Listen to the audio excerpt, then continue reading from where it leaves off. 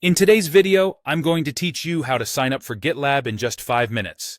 Let's get started right away, and you'll be up and running with your new GitLab account in no time. The first thing you'll want to do is open your desired web browser. This could be Chrome, Firefox, Safari, or any other browser you prefer to use. In your browser's search bar, type GitLab and hit Enter. What you're looking for is the official GitLab website. It should appear at or near the top of your search results. Once you've located and clicked on the link to GitLab's official site, you'll need to navigate to their sign-up page. This is typically straightforward and is usually accessible via a sign up or register button on the home page. If you don't see it immediately, a quick scan of the page should lead you to the right place. Now, on the sign up page, they will ask for some basic information. Go ahead and enter your first name, your last name, and your email address. Choosing an email you access frequently is important, as you'll need it later in the process. Next, you'll need to create a new password.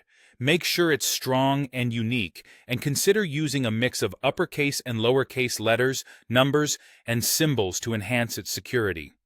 After you've input all of this information, you'll have to choose a unique username. This is the name that others will see on GitLab, so pick something that represents you well. After making sure everything is correct and you're satisfied with your username, go ahead and click the Register button. Following that step, it's time to verify your email address. Check your inbox for a message from GitLab. If you don't see it right away, check your spam or junk mail folders. Click on the confirmation link in the email. This will activate your account, making it ready to go. At this point, GitLab will direct you to answer a few questions about your role and how you intend to use their platform. These questions help personalize your experience. Don't worry, you can always update this information later if your needs change.